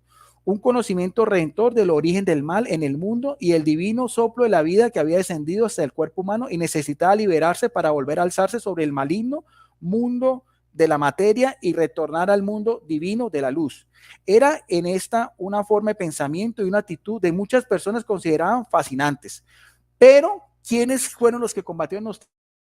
Dice, al igual que los ebionitas, al igual que Cerinto, dice, pero los obispos de la iglesia contraparte, no sé si es la iglesia herética o la iglesia apóstata, cuál iglesia será, los teólogos y los obispos como Irineo, que tanto cita nuestro amigo Samuel, no solamente el milenarismo, hay que mirar todo el contexto, porque si vamos a citar a estos grandes hombres de fe, tenemos que mirarlo en su contexto. O sea, si Samuel va a empezar a decir, bueno, esto sí, esto no, esto sí lo acepto, esto no lo acepto, entonces ahí estaríamos fluctuando lo que es el pensamiento teológico a nuestro parecer. O sea, sí estoy de acuerdo con Irineo de León o con Policarpo de Esmirna en el miranismo, pero en lo otro, por ejemplo, la divinidad de Jesucristo, la sucesión apostólica, la jerarquía, en eso sí no, en una iglesia organizada, entonces ahí estaríamos nosotros tomando un partido dependiendo también cómo estamos juzgando la historia. Dice, por ejemplo, de Irineo de León que defendió la fe, que en griego es pisis. de las comunidades cristianas, defendía a los sencillos, por eso ese tratado contra los herejes, ¿no? Evangelios y mandamientos y ritos frente al conocimiento supuestamente más elevado, puramente espiritual, que descansaba sobre revelaciones específicas, mitos, tradiciones secretas y sistemas mundanos, combinados con el misteriosos rituales y procedimientos mágicos, que estaba marcado por una mitologización sincretista, hostilidad hacia el mundo, la materia y el cuerpo. Eso es más o menos todas estas corrientes gnósticas que nuestro amigo Samuel estaba hablando, valentinianos, montanistas, priscilianos, ebionitas, los seguidores de Cerinto. Entonces, ¿quiénes las combatieron? Especialmente también de los escritos que tenemos de Irineo de León. De hecho, como decíamos, fue un obispo en León, Francia, que fue discípulo inmediato de Policarpo de Esmirna, que a la vez fue discípulo inmediato del apóstol Pablo. Ahora, nosotros también vemos también en las mismas cartas apostólicas también, como tanto Pablo como especialmente Juan combatieron el gnosticismo. Por ejemplo, también hacía referencia nuestro amigo Samuel, por ejemplo, en la primera de Timoteo capítulo 4, versículo 1 y 3, donde dice lo siguiente, dice aquí la palabra de Dios, pero el Espíritu dice claramente que en los últimos tiempos, porque los cristianos creían que los últimos tiempos era precisamente eso vamos a la más explicar, voy a explicarlo en la parte final sobre el milenarismo. No estaba hablando de ahorita del siglo XXI, no, los primeros cristianos creían que los últimos tiempos era algo inminente. Dice, en los últimos tiempos, haciendo referencia a esos tiempos, apostatarán algunos de la fe, dando oídos a espíritus de error y a las enseñanzas de los demonios, embaucadores hipócritas que cauterizarán la conciencia, que prohíben las bodas y se abstienen de alimentos creados por Dios para que los fieles conocedores de la verdad los tomen con hacinamiento de gracia, porque toda criatura que Dios es buena y nada hay reprobable tomado por haciamiento de gracia, pues como la palabra de Dios y la oración queda satisfecha. O sea, ellos mismos y también también en el compendio joánico, con eso también termino, combatían estas mismas herejías gnósticas que negaban todo que tenía que ver con la carne, con la procreación, con el mismo matrimonio. Y también en primera de Juan, capítulo 4, versículo 1 y 3, también tenemos esa misma idea exegética. Con eso terminado, con eso también termino. Primera de Juan 4, 1, 3, carísimos, no creáis cualquier espíritu, sino examinar los espíritus si son de Dios, porque muchos pseudoprofetas han salido en escena en el mundo. Podéis conocer espíritus de Dios. Por esto, todo espíritu que confiese que Jesucristo ha venido en carne es de Dios, pero todo espíritu que no confiese que Jesús no ha venido en carne no es de Dios. Bueno, ahí también 15 minutos en esta segunda entrega. Vamos entonces también a reanudar el tiempo para que Samuel también tenga otros 15 minutos. Bueno, en este momento subimos a 36 personas. Gracias a las personas que en este momento están conectadas. Bendiciones para todos. Y entonces vamos también a escuchar muy atentamente la segunda intervención de Samuel. Samuel, no te preocupes. Cuando falten 2 minutos, yo te coloco el cronómetro para que tú vayas redondando la idea. Si no te lo coloco es porque todavía tienes tiempo de sobra. Dale. Vale, te he quitado. Vale, bueno, en primer lugar, Guido, yo no creo que la iglesia apostatara, eso es imposible bíblicamente hablando, pero bueno, a ver si luego tengo un poco más de rato y te lo hablo. Bueno, en primer lugar, me hace gracia cuando oigo hablar de las cartas de Ignacio de Antioquía. Por ejemplo, dice la Enciclopedia Católica, de las 7 epístolas que reconoce Eusebio, tenemos 2 recisiones griegas, una corta y una larga. Aunque la corta se había aceptado generalmente y preferido a la larga, todavía hay entre los eruditos la opinión bastante extendida de que ni siquiera esa podía considerarse absolutamente libre de interpolaciones o que fuera de autenticidad indudable. Enciclopedia Católica, 1910, tomo 7, páginas 644-647. Bueno, ¿por qué digo eso? Porque las cartas de Ignacio de Antioquía tenemos versiones largas y versiones cortas. De hecho, lo que ha citado antes, si no recuerdo mal, de lo de que Dios se haría carne, eso viene en la versión larga, no en la corta, que es la que se suele usar. Que yo no digo que ninguna, ni una ni la otra, simplemente que desde el siglo XVI han empezado a encontrar las cartas de Ignacio de Antioquía y resulta que hay versión larga, corta y media. Bueno, viendo el contexto histórico de estas cartas, vemos que Ignacio le dice a Policarpo, oye, mira, escribe tú que yo no puedo. Y a las congregaciones. Bueno, a mí me llama la atención, ¿por qué? Porque la iglesia no era Ignacio y Policarpo, en el sentido de que ya había papas, tenía que haber una estructura que empezó a funcionar desde el siglo I. Pero vemos que Ignacio le dice a Policarpo, oye, escribe tú. Y además ahí se corta la historia de las cartas a las iglesias y tienen que pasar décadas para que empiecen a salir apologistas cristianos. Bueno, con relación a varias cosas que ha dicho Guido, claro, habla de palabras, Plinio y demás, citando lo que se traduce en español. Por ejemplo, hablando de las versiones, porque claro, no es lo mismo como se traduce, pero bueno, ahora voy a eso. Por ejemplo, en la versión corta dice, donde quiera que esté Cristo, ahí está la Congregación Universal, la Iglesia Católica.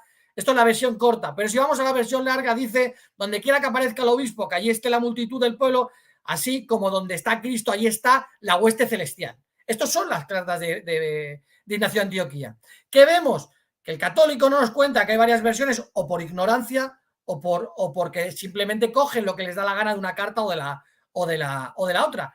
Yo simplemente, pues viendo esto, pues no me creo lo que leo. Sí que es cierto que puedo ver un poco el contexto histórico y de cómo a veces una palabra pues se puede traducir de una manera u otra, pero bueno, eso ahora voy a hablar, porque me ha llamado la atención, lo he apuntado corriendo, que Guido Rojas nos hable del martirio de Policarpo. Bueno, el martirio de Policarpo es lo que tenía que habernos contado, es un escrito que una persona traduce, que dice que se lo vio a Irineo de León, luego lo traduce otro y luego lo traduce otro. Bueno, este libro nos cuenta lo siguiente, que Policarpo quedó antes de morir en trance durante 3 días. Yo no veo eso en la Biblia. Y que cuando lo van a matar, cuando lo matan y empiezan a quemar su cuerpo, viendo que allí olía a incienso, que el cuerpo no se quemaba, llegó el verdugo, abrió el pecho de Policarpo, salió una paloma volando, sangre, que apagó el fuego. Cuando, por ejemplo, vemos el Apocalipsis de Pedro, otro libro de la época gnóstico, vemos que cuenta cosas absurdas y fantásticas, como que salió el Staurus y se puso a predicar a los guardas cuando resucitó Jesucristo. Bueno, para mí ese libro, evidentemente, es absurdo, no tiene que ver nada con el cristianismo puro, y es un libro pues que para mí es apócrifo, y que cuando dices, ¿qué dice esta palabra? Claro, es que habría que ver el contexto, si esa palabra es polisémica y puede ser traducida de otra manera. Porque, por ejemplo, Plinio el Joven, cuando dices, es que decían, bueno, también puede decir que le servían. Claro, porque proscuneo no siempre es adorar, proscuneo también es inclinarse, postrarse, servir y demás. Con relación a esas palabras que el católico nos traduce en español y dice, mirad, está la carta de Clemente. Por ejemplo, en la carta de Clemente dice, mira, Ecclesia Catholicae, pero cuando vamos al griego dice tes ecclesia bases, con el beneplácito de toda la iglesia. Claro, Guido, no me hables de traducciones al español, porque también podemos mirar el contexto, o sea, la carta en griego. Y en este caso hay palabras que luego cambian mucho cuando se traducen. Bueno, siguiendo con el contexto de lo que ha empezado Guido Rojas hablando del tema de la divinidad y demás, por ejemplo, Jesucristo que enseñó que el Padre es el único Dios verdadero. Curiosamente, Guido Rojas se ha ido a textos de la Biblia que pueden ser traducidos de otra manera. Pero bueno, no me voy a entretener ahí. El apóstol Juan que dice en Juan 4, 22 al 24, que en palabras de Jesús, los verdaderos adoradores solo adoramos al Padre y el Padre es el único que busca adoradores. Policarpo de Esmirna solo le llama Dios Todopoderoso al Padre. Mira, tenemos, porque yo lo que veo es que al final habláis, pero no sé si es que sabéis realmente lo que tenemos de estos personajes. En griego ya no tenemos nada de Policarpo, solo han quedado manuscritos en latín. Y por ejemplo, Policarpo siempre habla como de Dios, como del Padre, el Todopoderoso. Divinidad, yo también hablo de la divinidad, pero no en ese contexto. Policarpo no habla de la divinidad. Sin embargo, si te metes en internet, en Google, verás que Policarpo pone Jesús nuestro Dios, pero en las versiones en latín en ninguna aparece. ¿Eso qué es? Manipulaciones. ¿Quiénes manipulan? Primera de Timoteo 3:16, Dios se hizo carne, Primera de Juan 5:17, hay 3 en el cielo. Manipulaciones que siempre están relacionadas con Jesús. No hay ningún manuscrito de Policarpo que diga Jesús nuestro Dios. Siempre se refiere al Padre. Por lo tanto, Policarpo no dice que Jesucristo sea nuestro Dios, que además es raro que me estés hablando de Jesús nuestro Dios. Yo pensaba que eras trinitario, el Padre, el Hijo y el Espíritu Santo. Y de hecho, por ejemplo, las traducciones de Policarpo, algunos vierten, por ejemplo, le damos culto, pero la palabra es polisémica y, por ejemplo, los mejores padres apostólicos de Alfonso Ropero lo traduce sirve. ¿Entiendes que las palabras polisémicas pueden ser traducidas de maneras diferentes? Irineo de León, a ver qué cito yo de Irineo de León. Bueno, resulta que Irineo de León, por ejemplo, en 2 Corintios 4:4 dice que Jesús es Dios el Padre. Yo no lo creo. Dice que Jesús murió con 50 años. Yo no lo creo. Pero te voy a decir lo que creía Irineo de León porque me he leído las cartas. Por ejemplo, dice, la Iglesia, aunque dispersa por todo el mundo hasta los confines de la tierra, ha recibido de los apóstoles y de sus discípulos esta fe. Cree en un solo Dios, Padre Todopoderoso, Creador del cielo y la tierra y del mar. Y luego dice, creemos en Jesús y en el Espíritu Santo, pero no dice que a esto los llama Dios. Dice, creemos en un solo Dios. ¿Cómo lo sé? Pues por todo el contexto de las 5 cartas. Por ejemplo, en el capítulo 5, en el 5 del libro primero dice, así Dios y el Padre son verdaderamente uno y el mismo. Está hablando contra los gnósticos. Ahora te voy a hablar de Valentín, el que fue anunciado por los profetas y transmitido por el verdadero evangelio, a quien los cristianos adoramos y amamos con todo el corazón. Dios, el Padre. Por ejemplo, de Jesucristo dice lo mismo. Dice, Jesús y Cristo uno son lo mismo. Pero te das cuenta de que no habla que el Padre es uno con el Hijo y el Espíritu Santo, no. ¿Por qué dice justo esto? Por Cerintio, exactamente. ¿Qué enseñaba Cerintio? Cerintio enseñaba que Jesús nació de María y José, era una persona normal que nada tenía que ver con el Hijo de Dios, y que el día de su bautismo se le mete esa parte divina, formando, ¿sabes el qué? El 100% hombre, 100% Dios. Y sí, eso es una herejía. En el capítulo 1, en el libro 1, capítulo 22, dice, es el Dios de Abraham y el Dios de Isaac, Él es el Padre de nuestro Señor Jesucristo, como probaremos. Yo no le veo trinitario. Capítulo 27, el Señor confesó muy claramente que el hacedor de este universo es su Padre. En el libro 2, capítulo 9, el Padre está sobre todas las cosas. Efesios 4, 5 a 6 y Romanos 9, 5. Yo no le veo diciendo que es Jesús el que está por encima de todas las cosas. Claro, Romanos 9, 5 pasa como los textos que tú has citado, que también pueden ser traducidos de otra manera. Bueno, al final es lo que tiene que hacer cada uno. Capítulo 9, y confesando a otro como Señor, y el Señor mismo transmitiendo a sus discípulos que Él, el Padre, es el único Dios y Señor, el único Dios y soberano de todo. Hay pues un solo Dios y mismo Dios, el Padre nuestro Señor, que también prometió por medio de los profetas que enviaría a su precursor. Y así, constantemente, en todos los libros a los gnósticos les dice, solo Dios es el Padre. Valentín, te voy a decir yo lo que me identifico con Valentín.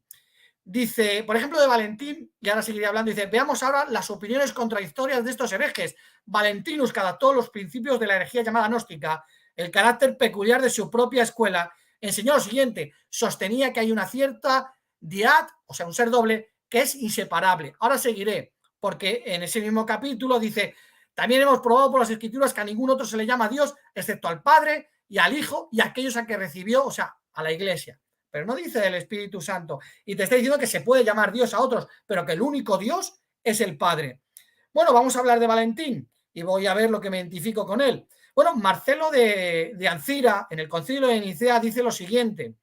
Ahora con la herejía de los arriomaníacos, o sea, los obsesionados con Arrio, que ha corrompido la Iglesia de Dios, estos entonces enseñan 3 hipóstasis, tal como Valentino inventó por primera vez en el libro titulado por él sobre las 3 naturalezas, porque él fue el primero en inventar las 3 hipóstasis y las 3 personas del Padre, el Hijo y el Espíritu Santo, y se descubre que se la robó a Hermes, Trigersipo, trinitario, pagano, y a Platón.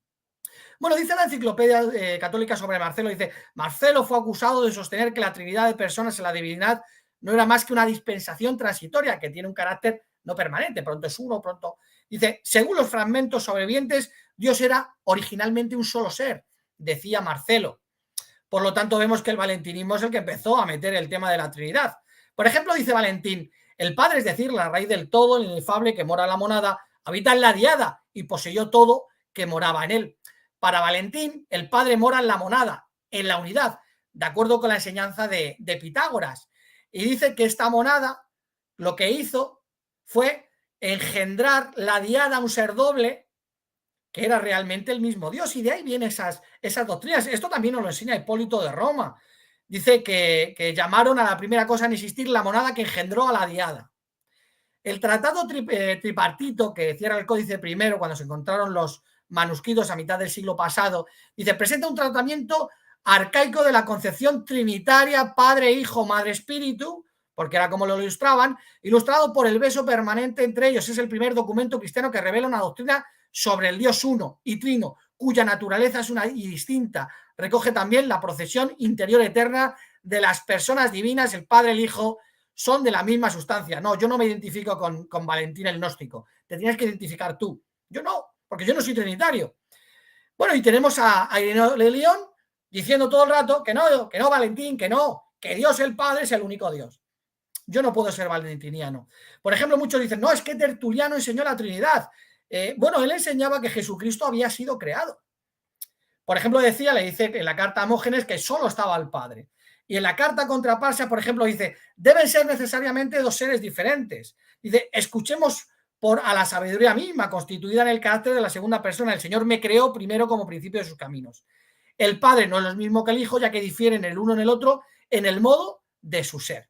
Y dice que cuando va, o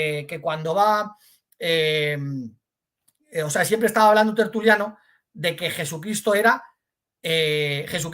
un ser creado y siempre lo identifica con la sabiduría. De hecho, dice, ¿cómo no van a ser dos personas diferentes si el Padre le dice, el Hijo le devuelve el reino a su Dios y Padre?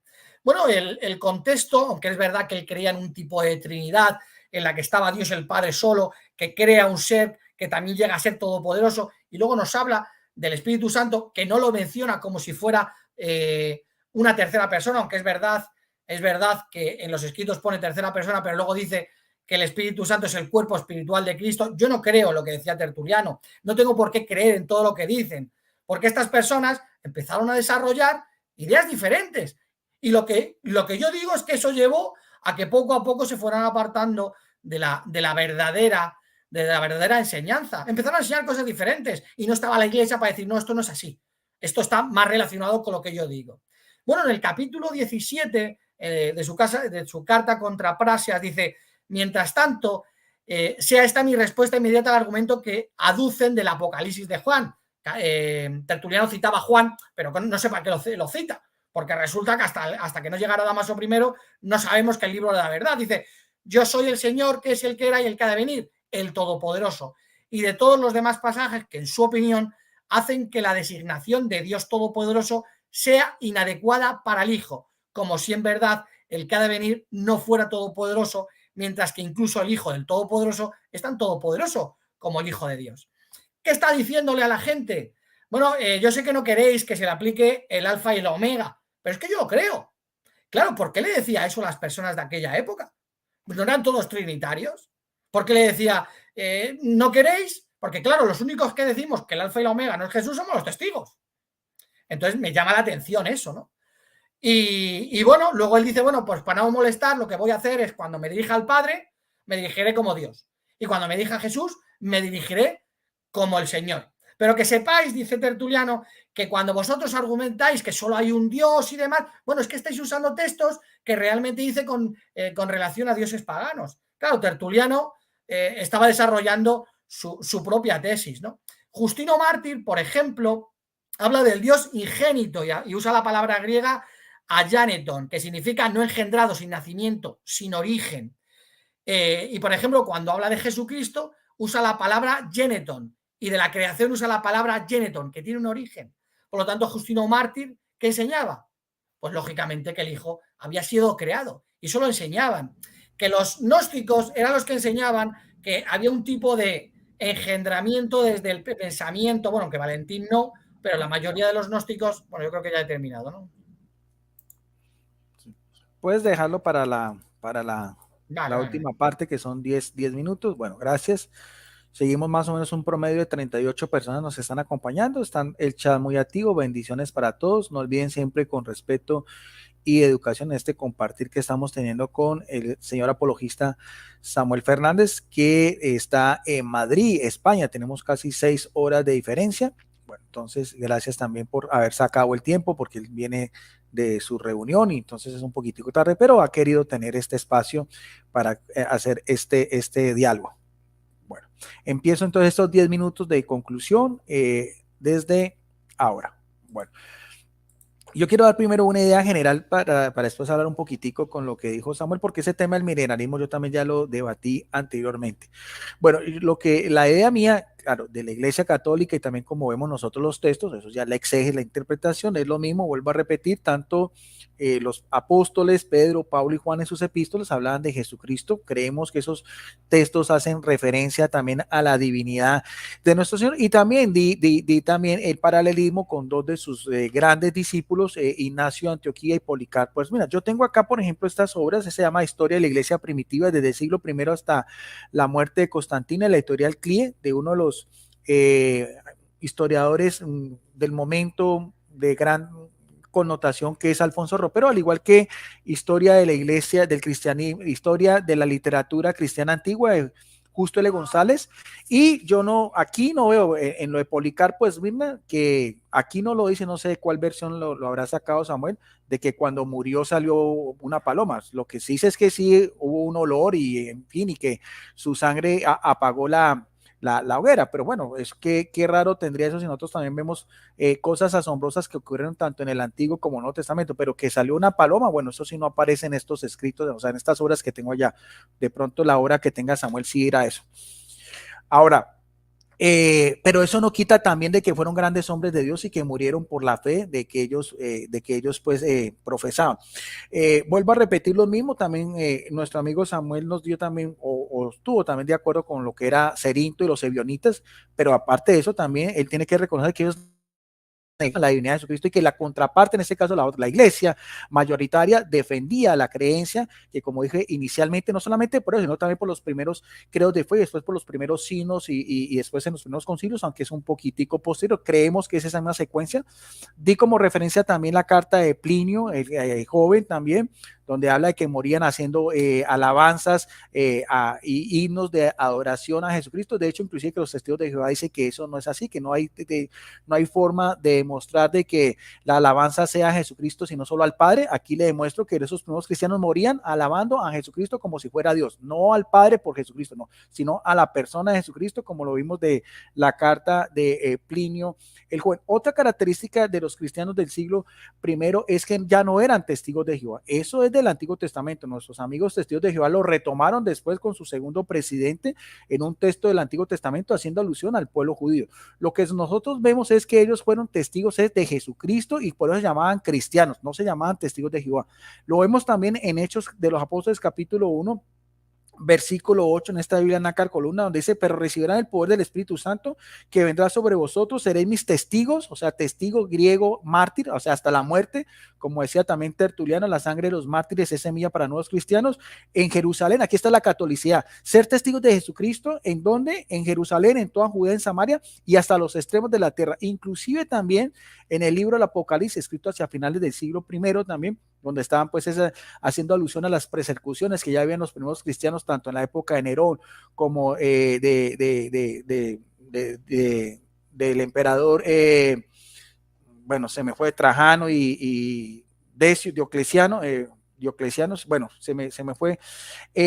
También dice en el libro de Apocalipsis capítulo 17, versículo 6, dice también lo siguiente, vi a la mujer embriagada, o sea, la mujer es Babilonia la Grande, que para nosotros es el Imperio Romano, vi a la mujer embriagada con la sangre de los mártires, ¿de quién? De Jehová, no, de los mártires de Jesús, y viéndola me maravillé sobremanera, o sea, lo mismo, lo que veíamos inicialmente de Jesucristo, ser testigos de Jesucristo, aquí lo vemos también ya, lo mismo que ya es, en el sentido pleno de la palabra, morir por esa fe, como veíamos también de Policarpo de Esmirna, como veíamos también de Ignacio de Antioquía, y también incluso algunos piensan también como fue el martirio de Clemente, obispo de Roma, también hasta el año, no, perdón, perdón.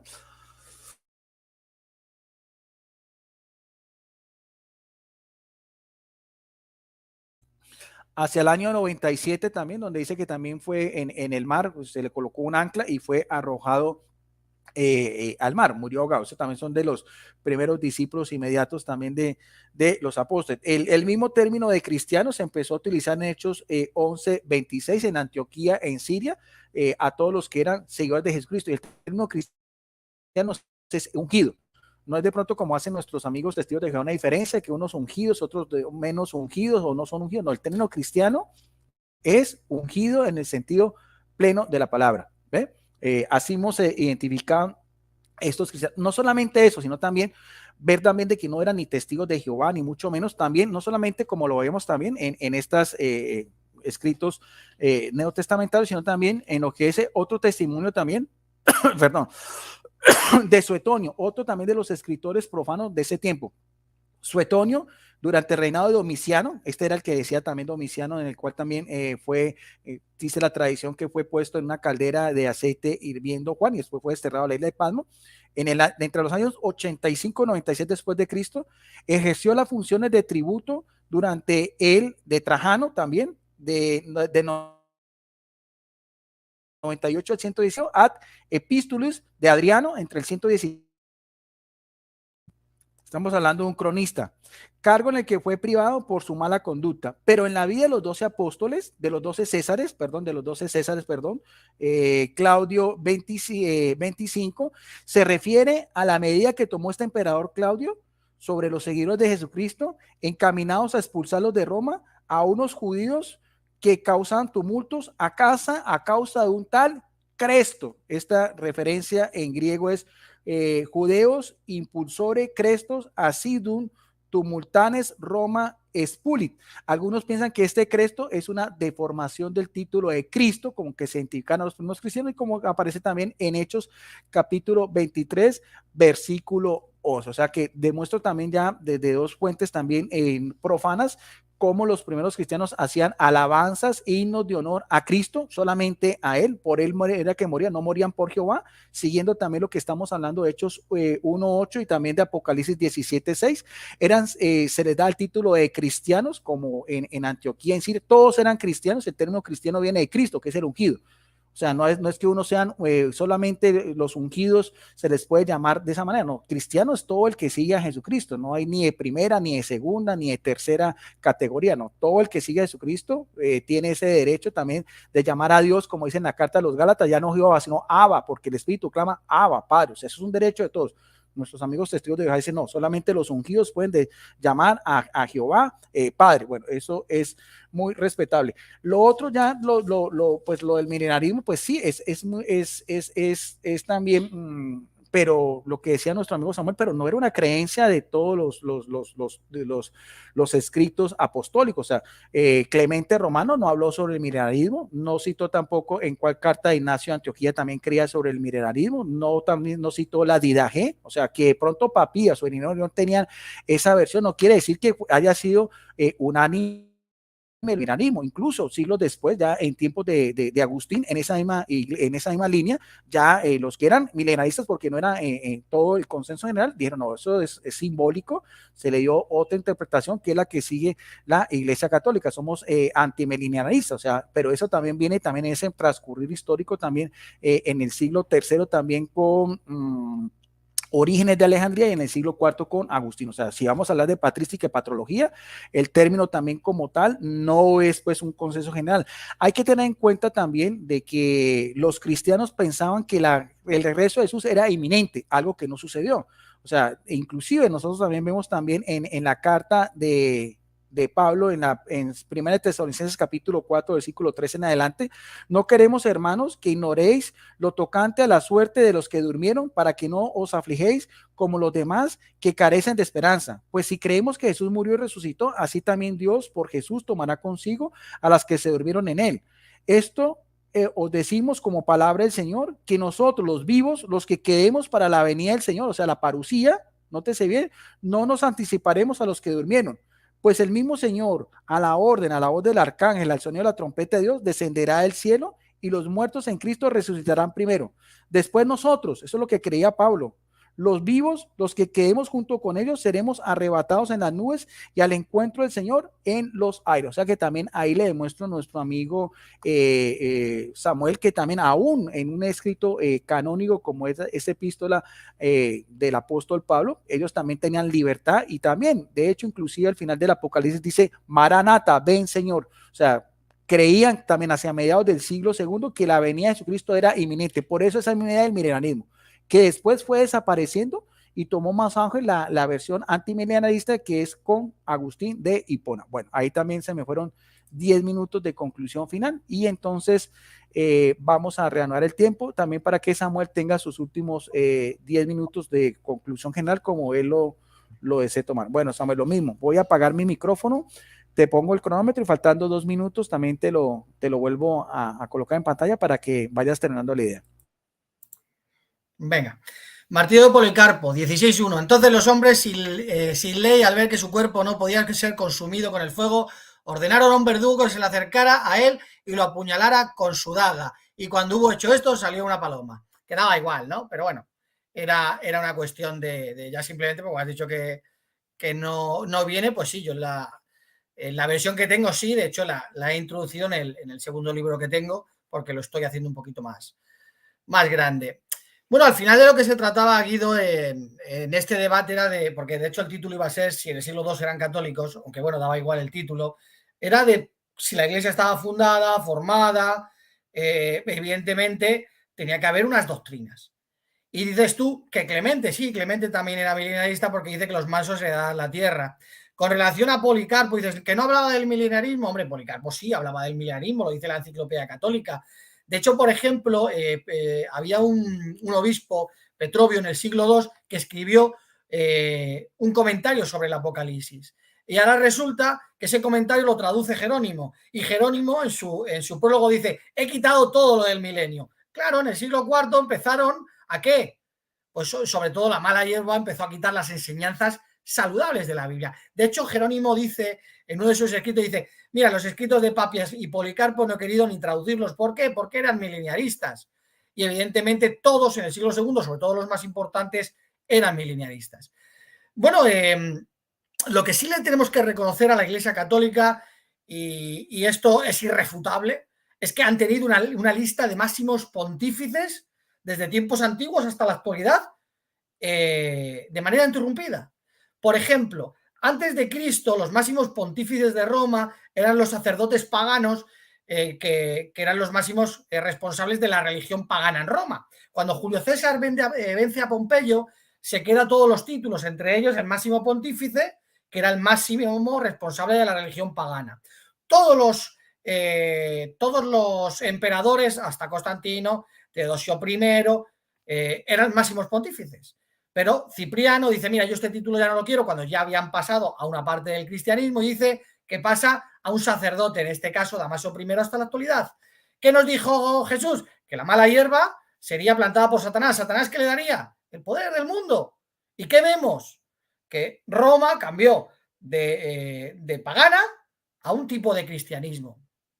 Bueno, muchas veces nos dicen: dinos un testigo de Jehová del siglo IV, tal. Mira, primero eran milenaristas, subordinacionistas y cuartodecimanos. Si con eso no te vale, en el siglo II. Pero aún así, tenemos que, cuando alguien te diga eso, tienes que llevarle al edicto de Tesalónica. Dice: decretamos, Teodosio I, que sean señalados con el nombre de herejes y no pueden pretender dar a sus reuniones el nombre de iglesias. Ellos sufrirán en primer lugar la reprensión de la condena divina y en el segundo lugar el castigo de nuestra autoridad, que de acuerdo con el deseo del cielo decidirá infringir. Desde ese momento, porque claro, Jesucristo dijo: os perseguirán. Desde ese momento, ese grupo que ahora de repente coge Roma, porque había muchos otros grupos que decían ser cristianos, ahora de repente se convierte en perseguidora y dice: os vamos a perseguir y vais a morir todos. Os vamos, claro, ¿cómo iban a dar la cara? Ya por eso decía la Biblia: solo en el tiempo del fin se identificará. Por eso decía la Biblia que los verdaderos cristianos solo serían identificados por el amor. Claro, estaba la Iglesia Católica recién formada con el imperio dominante diciendo: venga, dar la cara, que os esperamos aquí. Bueno, cosas que el católico debe de leer en la Biblia, porque si no, no me lo explico. En esto conocerán que ustedes, que son mis discípulos, si se matan entre sí, como la guerra de los 100 años, os doy un nuevo mandamiento: que os odiéis los unos a los otros. Inquisición. No dejéis crecer la mala hierba, matarlos a todos, que no lleguen al fin. Bueno, Jesucristo dijo a los ángeles: dejar que la mala hierba crezca hasta el fin. ¿Y qué ha hecho la Iglesia Católica? Ha estado podando la hierba. Habéis incumplido. Si sois la Iglesia de Cristo, habéis incumplido un mandato de Jesús. ¿Quién os ha mandado a hacerlo? No dijo Jesús que lo dejéis. ¿Por qué perseguisteis a los cátaros o a los valdenses? ¿Por qué los mataron? Bueno, dice, mi pueblo hará que mi nombre sea olvidado, borrarlo. Ahora solo el Padre, ahora el Padre no existe, solo es Jesús. ¿Qué dice la Biblia? Mis enemigos quieren que olviden mi nombre. ¿Qué ha dicho Guido? Que solo es Jesús, que os olvidéis del Padre. Que el Padre, eso ya es de hace tiempo, ya no sois testigos de Jehová. Ahora sois testigos solo de Jesús. Que no, Guido, que no. Que el que tiene al Padre tiene al Hijo. Somos testigos de Jehová. Cristianos por Jesús, porque somos testigos de Jesús y testigos de Jehová. El Padre no se lo olvida, tú sí, porque la liturgia católica ya dicen que está prohibido. ¿Por qué? Porque sois enemigos. Jesús no heredará la tierra, pues Dios no tiene que heredar. Ya no, ya ¿para qué va a heredar?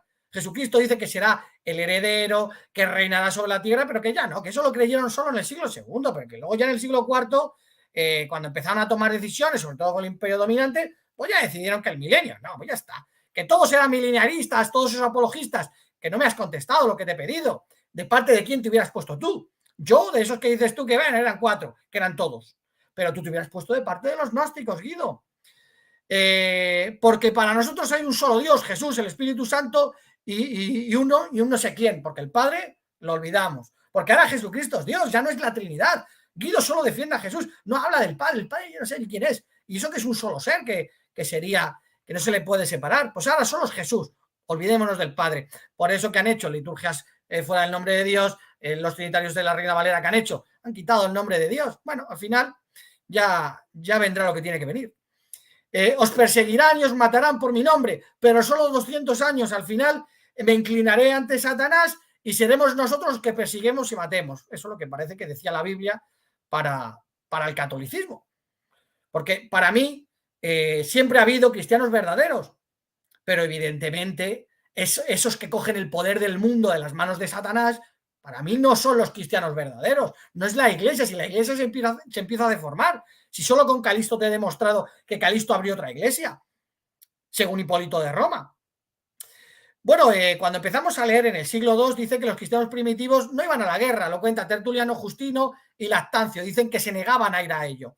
Dice una fuente de consulta, los primeros cristianos, porque es en inglés y no la voy a leer, los primeros cristianos, pero la puedo pasar, creían que era incorrecto pelear y se negaban a servir en el ejército aun cuando el imperio necesitara soldados.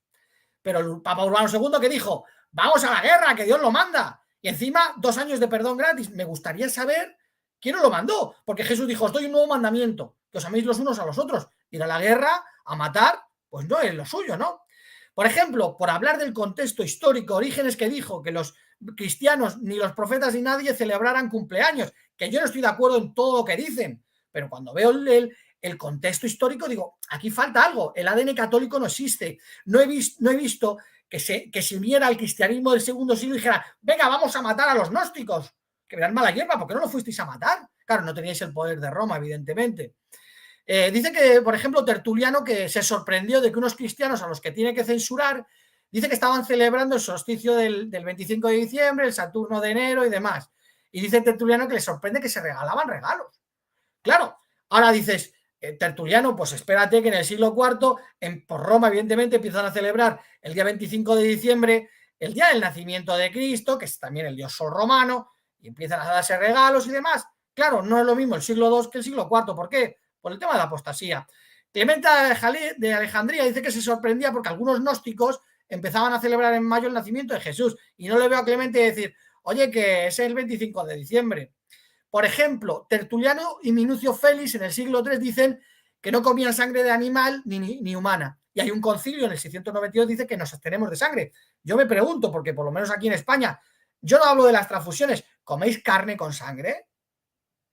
Por ejemplo, las morcillas. Bueno, pues si es así, pues evidentemente no tenéis que ver nada con el cristianismo primitivo, ni bíblico, ni del siglo II. Dice, se negaban a ocupar puestos políticos, dice una fuente de consulta. Otra dice, tenían indiferencia hacia el poder de este mundo. Pero vemos que el Vaticano es un Estado que incluso tiene voto en la ONU y que tiene un ejército. ¿Esto es la iglesia que fundó Jesucristo? Dicen, no, es que la iglesia de Jesucristo, en el Hades no prevalecerá, pero vamos a ver una cosa, si en el siglo IV se os funda y en el siglo XI la partís en dos, como decía Juan Pablo II, tiene 2 pulmones, iglesia católica ortodoxa, iglesia católica romana. Y en el siglo XV y XVI, cuando consiguen otros grupos trinitarios el poder del mundo, poderes de reyes empiezan a pelearse. ¿Qué pasó en la guerra de los 30 años? Destruyeron Europa, la guerra más sangrienta entre católicos y protestantes. Bueno, vemos claramente que el ADN del catolicismo romano no aparece en el segundo siglo. Eran milenaristas, eran subordinacionistas, eran cuartodecimanos, era su tradición. El catolicismo ha contado otra historia totalmente diferente. Y ahora las personas lo que tienen que hacer es ver en la historia si lo que les cuenta esta gente es verdad. Porque también les han contado que tienen el prepucio de Cristo, que tienen leche de María, que tienen la cruz, que tienen la cuna. Claro, habrá que ver si todas esas cosas que cuentan será verdad. Bueno, yo creo que hasta aquí se han pasado los 10 minutos.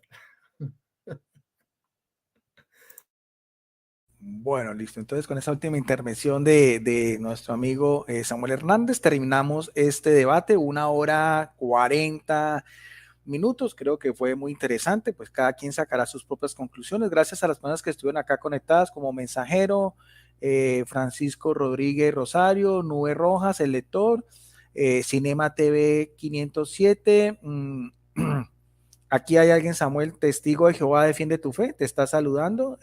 También Clemente Alejo, bueno, no sé, tiene un término en griego, pero debe ser un testigo de Jehová, no sé quién, tú de pronto lo debes de saber quién es.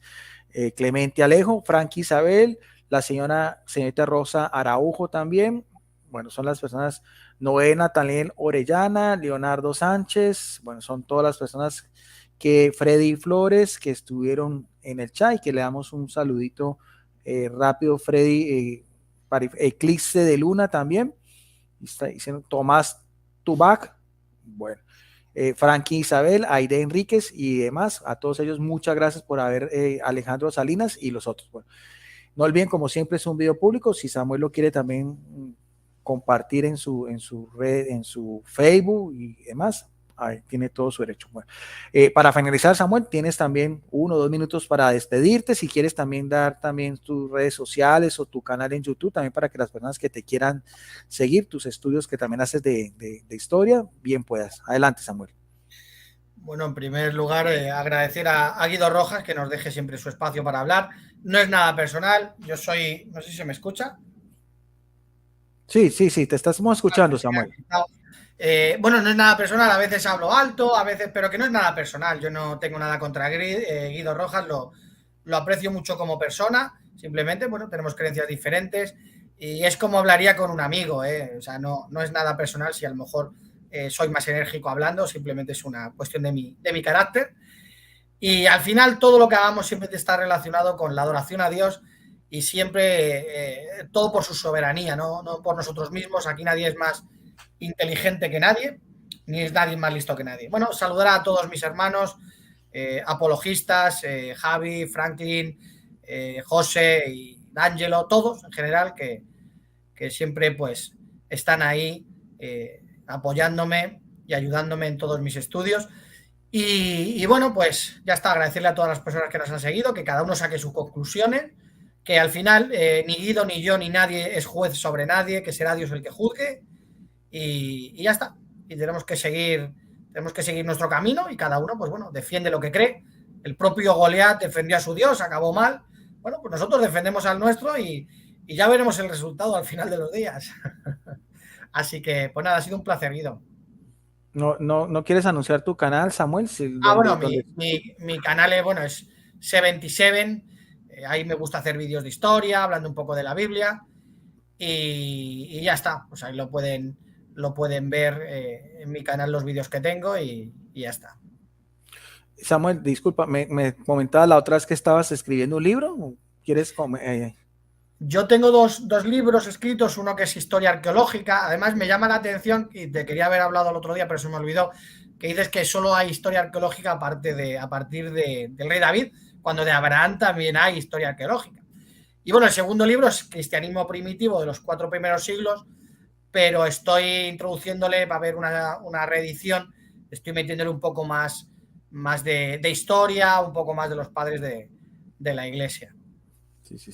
Bueno, te aclaro eso, ¿no? Lo que quieres decir con David es una referencia a un hombre bíblico, que se ha encontrado una estela donde dice la casa de David. A eso no estoy hablando de que pero de Abraham, que no pasa nada, que Abraham, por ejemplo, hay un faraón egipcio que dice los campos de Abraham, claro, para que mencionara un personaje judío o sea, un nombre hebreo, tenía que ser alguien muy importante, y justo se lleva la época del patriarca Abraham, pero bueno, era un simple dato, que un día te llamo, nos tomamos un café y charlamos un poco por privado, que oye, que... No, de hecho, inclusive de pronto más adelante, Samuel, ese tema me gustaría mucho, porque ese dato no lo sabía. Después de pronto en enero también te puedo invitar al canal y nos puedes dar también una, no todo tiene que ser debate, no todo tiene que ser Claro, polémica. Me gustaría mucho también esos estudios que has hecho tú de arqueología también, de tener también un espacio, un diálogo de 1 hora y media para que también nos puedas también ilustrar al respecto, que eso también me parece que sería interesante. Si de pronto después nos ponemos de acuerdo para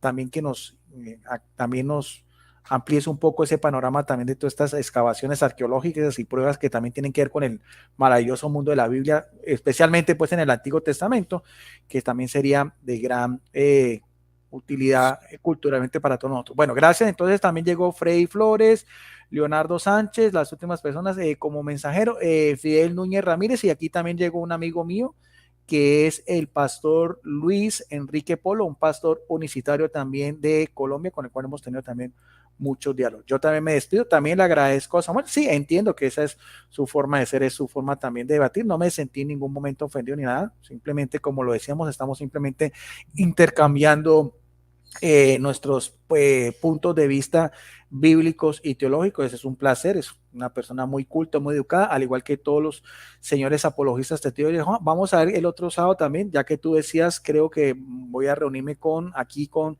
Javier Risi, Francisco Javier Risi también, apologista testigo de Jehová de Madrid, España, sobre ese tema también de la Navidad, que lo vamos también a tratar. Bueno, gracias a todos y quedamos pues en la paz de Jesucristo y también de nuestro Dios también, Jehová. A todos ustedes, muchas gracias, bendiciones y nos vemos en otra ocasión. Gracias, Samuel, nos vemos. Venga, gracias. Bendiciones, hasta luego.